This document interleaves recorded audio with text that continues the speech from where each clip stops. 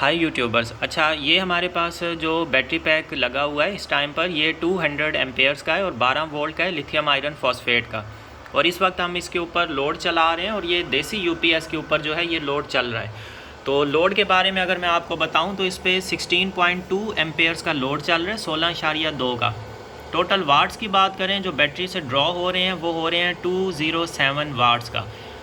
और इसको तकरीबन 46 मिनट हो चुके हैं, यहाँ पे इसके मिनट भी शो हो रहे हैं और 163 वाट आवर्स का लोड ये ऑलरेडी चला चुका है। तो 46 मिनट से ये लोड चला रहा है। और इसकी बैटरी की अगर हम एक्सटर्नल रेजिस्टेंस की बात करें तो वो है 0.8 ओम जो वायरिंग की रेजिस्टेंस आ जाती है। और अगर इंटरनल रेजिस्टेंस की बैटरीज़ की बात करें तो आपको नज़र आ रही होगी टोटल रेजिस्टेंस 116-117 मिली ओम्स के बराबर है।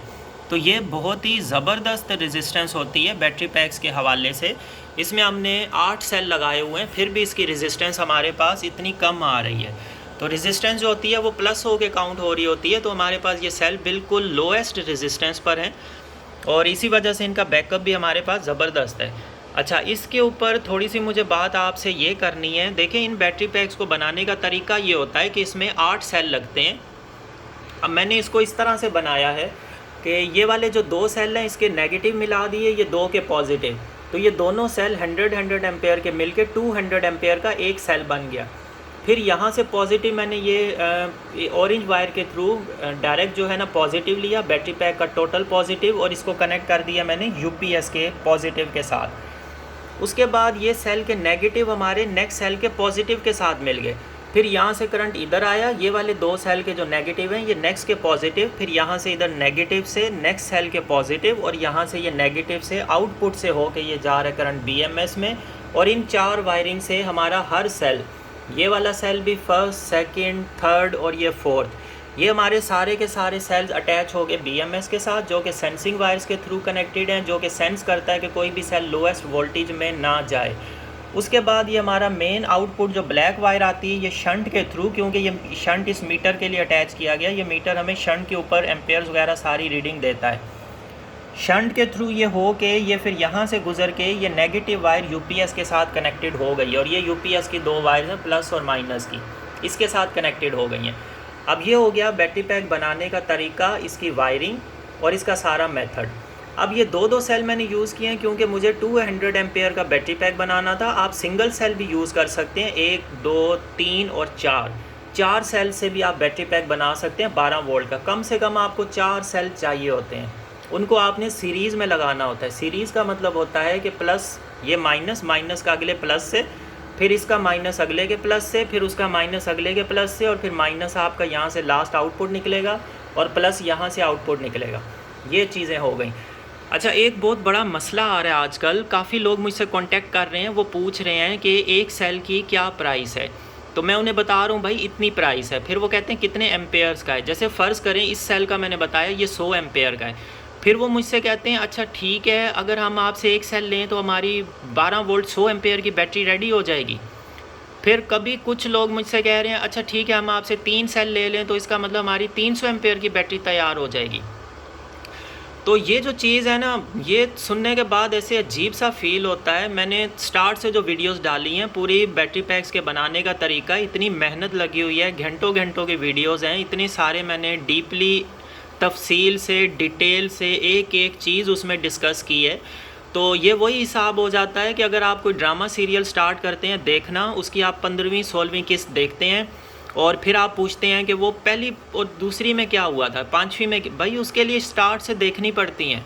अब मेरी सारी वीडियोस यूट्यूब पर अपलोड हुई हैं और बिल्कुल फ्री ऑफ कॉस्ट हैं आप सब के लिए। आप फ्री में बैठ के वो वीडियोस देख सकते हैं। वीडियोस देखने में आपका कोई पैसे नहीं लगते, कोई नुकसान नहीं है, फ्री में आपको नॉलेज मिल रहा है। काफ़ी लोग घर पे बैठ के बैटरी पैक्स रेडी कर रहे हैं, मुझसे अपनी पिक्स शेयर कर रहे हैं, काफ़ी चीज़ें मुझसे पूछ रहे हैं, गाइडेंस ले रहे हैं और सीख भी रहे हैं और आगे बैटरी पैक बना कर भी दे रहे हैं।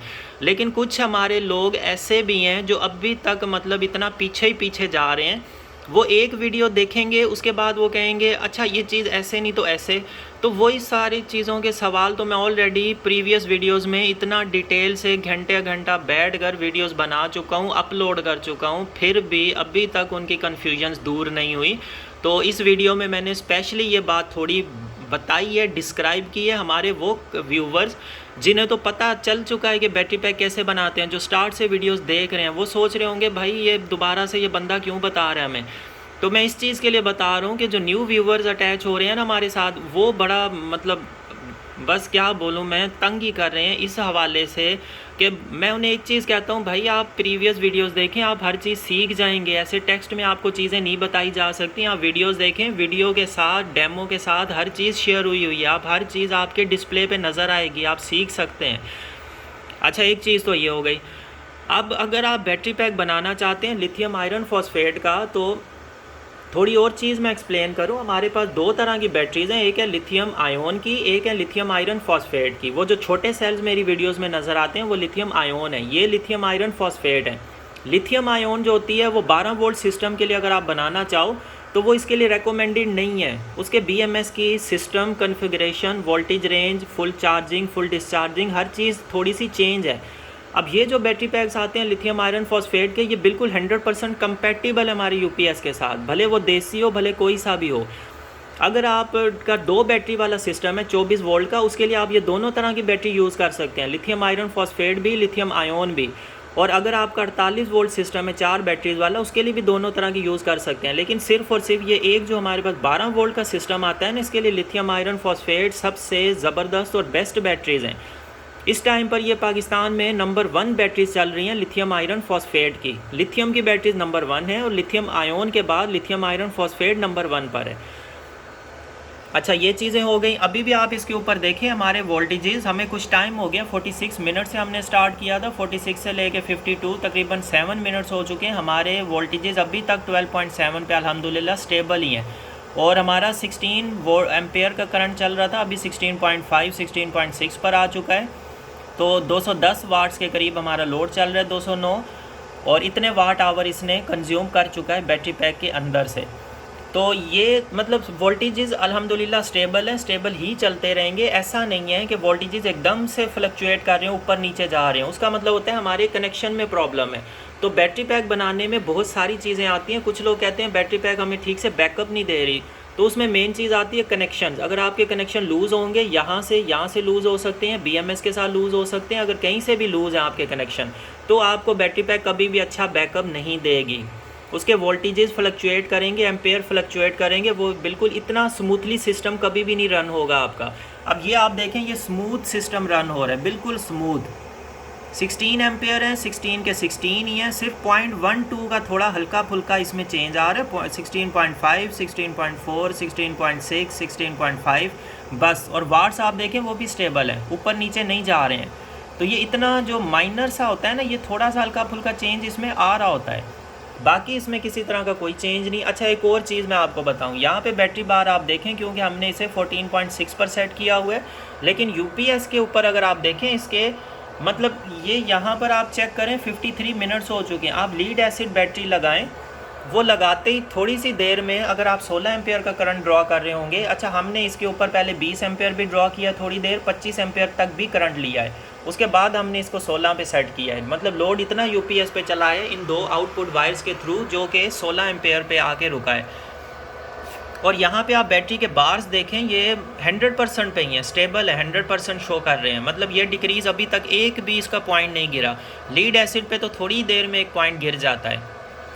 तो ये चीज़ भी देख लें कि लिथियम आयरन फॉस्फेट का किस तरह का बैकअप होता है। आप बैटरी को फुल करें, आपके पास 1 से 2 घंटे की लोड शेडिंग है, वो 1 से 2 घंटे लोड के ऊपर आप ये 16-17 एम्पेयर अच्छे खासे एम्पेयर होते हैं, इतना आप लोड चलाएं, और उसके बाद भी आपका बार स्टेबल का स्टेबल ही रहे, एक भी ना गिरे, 100% पे टिका रहे।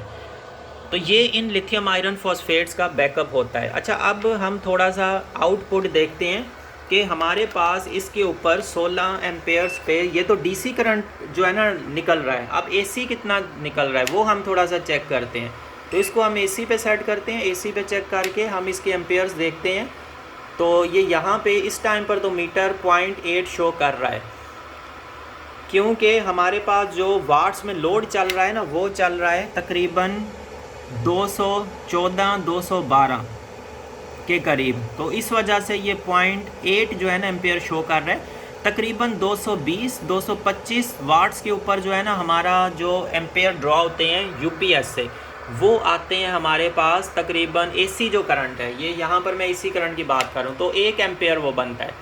अभी ये 0.80 पर चल रहा है, फिर से मैं लगा रहा हूँ तो ये 0.8 पर चल रहा है, मतलब 1 एम्पेयर के करीब करीब हमारा AC करंट ड्रॉ हो रहा है।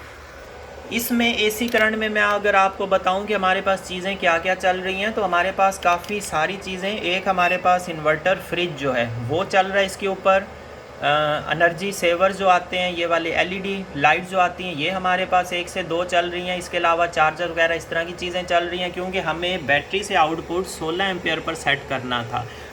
अच्छा, एक और आइडिया मैं आपको दूँ, ये जो आपके पास वाट्स आते हैं, अगर आप 220 वाट्स का लोड चलाते हैं ना, 220 वोल्ट के ऊपर 220 वाट्स का लोड, तो आपके पास 1 एम्पेयर कंज्यूम होता है AC करंट का। AC करंट का वो 1 एम्पेयर कंज्यूम होता है।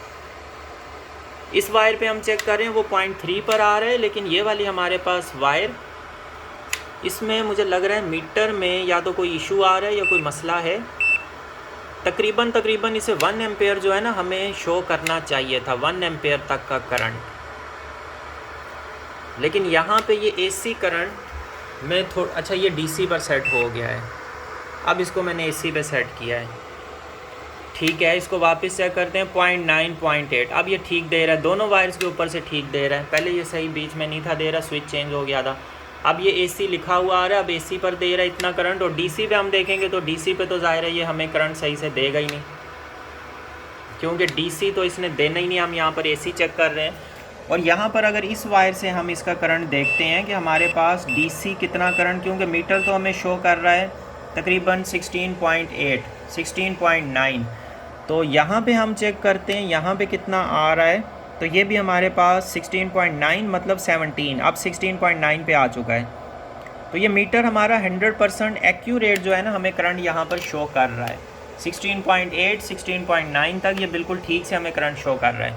17 एम्पेयर उस पे मीटर पे भी इतना ही जा रहा था, 17 16.9 इसी तरह से चल रहा था। और यहाँ पर आप देखें तो हमारे पास बार 100% का फुल है, अभी तक एक भी हमारी लाइट इसमें डाउन नहीं हुई, बैटरी हमारी फुल शो हो रही है। टाइम कितना हो चुका है, टाइम हमें तकरीबन 58 मिनट्स हो चुके हैं इस लोड को चलाते हुए, 1 घंटा होने को आ गया है।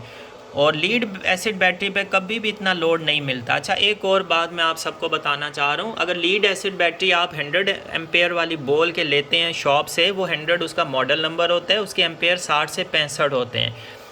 ये 200 एम्पेयर की है, अगर 200 एम्पेयर वाली आप बैटरी शॉप से लेंगे ना लीड एसिड, बल्कि 200 एम्पेयर को आप छोड़ें, आप जो सबसे बड़ी बैटरी आती है लीड एसिड में, मेरे ख्याल से 260 280 तक शायद आती होगी, वो अगर आप लीड एसिड की बैटरी लेंगे, वो आपको ये वाली जो लिथियम आयरन फॉस्फेट की बैटरी है, ये आपको उससे भी ज़्यादा बैकअप देगी, क्योंकि 1 घंटा मतलब 17 एम्पेयर का लोड चलने के बाद भी UPS के ऊपर एक भी बार डाउन नहीं हुआ, एक भी बार नहीं गिरा। तो यहाँ से भी आपको पता चल जाता है। दूसरी चीज़ ये कि लीड एसिड बैटरी के ऊपर जब आप उसकी चार्जर हटा देते हैं, तो वो बैटरी आपकी 12.8 पर आके रुक जाती है, 13 या 12.8 पर। उस बैटरी के फुल वोल्टेजेस होते हैं 12.8, जबकि इस बैटरी के फुल वोल्टेजेस हैं 14.6। इसके ऊपर जब 17-18 एम्पेयर का लोड डालेंगे, ये उसके बाद 13 पे आ जाएगी, पहले 13.5, फिर जल्दी से मतलब 10-15 मिनट में 13, उसके बाद 13 से जब नीचे आएगी ना 12.9, फिर ये स्टेबल हो जाएगी। उसके बाद ये बैटरी स्टेबल हो जाती है। अभी भी आप देखें 12.7 गया था, फिर वापस 6 आया, मतलब इसके जो वोल्टेजेस हैं तकरीबन 12.69 पे होंगे, जो इसने थोड़ा सा 7 भी दिखाया है। तो हम इस मीटर के ऊपर भी बैटरी के वोल्टेजेस को चेक कर लेते हैं कि इसके ऊपर बैटरी के वोल्टेजेस ये कितने बता रहे हैं। अब मेरे लिए थोड़ा सा वोल्टेजेस को चेक करना मुश्किल है, बट मैं कोशिश करता हूँ कि आपको वोल्टेजेस पता चल जाएँ।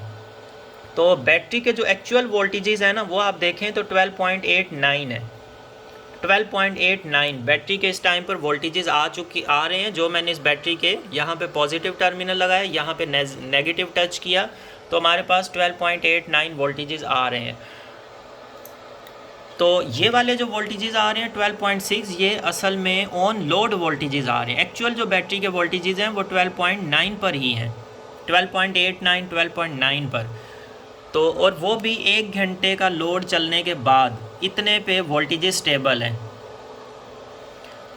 और बैटरी की अगर आप लाइफ टाइम ज़्यादा चाह रहे हैं कि हमारी बैटरी बहुत ज़्यादा लाइफ टाइम निकाल ले, तो उसके लिए अच्छा ये होता है कि आप नॉर्मल सा कम लोड चलाएं। जितना कम लोड चलाएंगे, जैसे 30 to 40% या मैक्सिमम 50% लोड अगर बैटरी पर डालें आप, तो आपकी बैटरी बहुत आपको अच्छा लाइफ टाइम देगी। अब यहाँ पे ये जो डबल सेल्स हमने यूज़ किया, डबल सेल्स की वजह से बैटरी का लाइफ टाइम बढ़ जाता है, काफ़ी ज़्यादा इंक्रीज़ हो जाता है और बैटरी से बैकअप भी हमें अच्छा मिलता है। अब ये टेस्ट हम परफॉर्म कर रहे हैं, तो इसमें हमें इतना ही लोड कंटिन्यू इन सेल से चलाते रहना है। इससे हमें इस चीज़ का भी आइडिया हो गया कि हमारी बैटरी पैक से जो वोल्टेजेस एम्पेयर निकल रहे हैं, किसी तरह की कोई फ्लक्चुएशन नहीं है।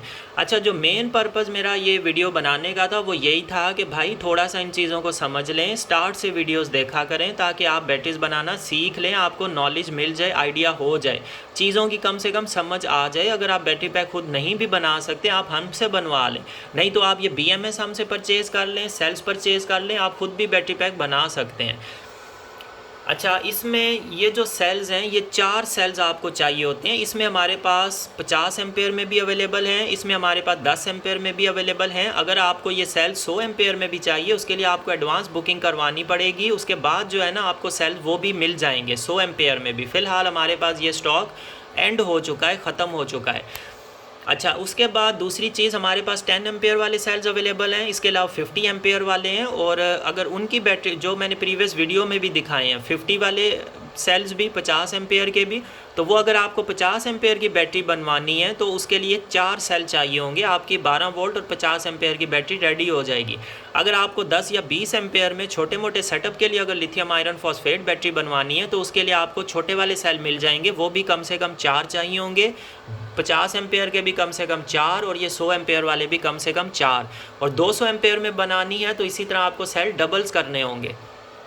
तो ये सारी चीज़ें हो गई। और लिथियम आयोन में अगर आपको बैटरी पैक्स बनवाने हैं, उसकी लाइफ टाइम जैसे 8 से 10 साल होता है, उसकी प्राइस उसी हिसाब से है। ये लिथियम आयरन फॉस्फेट है, इसकी लाइफ टाइम 15 से 20 साल होता है, इसकी लाइफ टाइम, इसकी जो प्राइस है ये इस हिसाब से है। अच्छा, दूसरी चीज़ कि आप एक अगर बैटरी लेते हैं, जैसे फ़र्ज़ करें ये आप 50 एम्पेयर में बनवाते हैं, अगर ये वाली बैटरी लिथियम आयरन फॉस्फेट की, और ये 50 एम्पेयर वाली बैटरी आपको लीड एसिड की 100 एम्पेयर की बैटरी से ज़्यादा बैकअप देगी। उसके रीज़न्स मैंने आपको बता दिए, वोल्टेजेस और ये सारी चीज़ें। अच्छा, दूसरी चीज़ इसमें फिर ये आ जाती है कि अगर आप ये एक बैटरी फ़र्ज़ करें 50 एम्पेयर वाली आपको मिल रही है 50,000 में फ़र्ज़ करें, और दूसरी तरफ आपको लीड एसिड वाली 100 एम्पेयर वाली जो इसके बराबर का बैकअप दे रही है, ये उससे भी ज़्यादा देगी आपको। तो अगर वो वाली आपको मिल रही है 18,000 या 20,000 में, अब वो बैटरी आपने मतलब 2 साल, ज़्यादा से ज़्यादा 2 साल एक बैटरी चली, आपके 20,000 लगे, फिर अगले 2 साल आपने दूसरी बैटरी ली, फिर 20,000 लगे, मतलब 5 सालों में आपके वो 50,000 लग जाएंगे। उसी के बराबर ये बैटरी आपको मिलेगी। ये 5 साल की जगह 10 साल, ये तो खैर 15 से 20 साल भी चलती है। तो आप खुद अंदाज़ा लगाएं ये कितनी आपकी कॉस्ट सेविंग है। आपकी 4 गुना की जो प्राइस है वो सेफ़ हो जाती है। दूसरी चीज़ ये आती है, ये तो आप अभी के टाइम पे परचेज़ कर रहे हैं और वो लीड एसिड वाला हमने अभी की प्राइस लगाई है। अगर आगे आने वाले सालों में नेक्स्ट ईयर वो और ज़्यादा महंगी होगी, उससे नेक्स्ट ईयर और ज़्यादा महंगी, और 2-3 सालों में वो डबल प्राइस पे चली जाएगी। मतलब ये वो वाली बैटरी आप 3-4 साल जितना ख़र्चा करेंगे, उतने ख़र्चे पे आपको ये वाली बैटरी अभी से मिल सकती है, जो कि आपको 15, कम अज़ कम भी 15 साल का आपके साथ चलेगी। कोई इसमें एसिड नहीं डालना, कोई पानी नहीं, कोई कुछ भी नहीं, बिल्कुल साफ़ सुथरी नीट एंड क्लीन होती है। पैकिंग करके हम देते हैं। फ़िलहाल हमने इसको ओपन कंडीशन में रखा हुआ है, क्योंकि हम इसके ऊपर टेस्टिंग वगैरह और ये सारी चीज़ें रन कर रहे होते हैं और आप लोगों को सिखा रहे होते हैं, इस वजह से। तो बाकी बैटरी पैक्स के लिए आप जितना जल्दी हो सके आप ऑर्डर कर सकते हैं। हमारे पास स्टॉक एंड हो जाता है, फिर प्रॉब्लम आती है, हमें कस्टमर को रिफ्यूज़ करना पड़ता है कि हमारे पास फ़िलहाल स्टॉक एंड हो चुका है।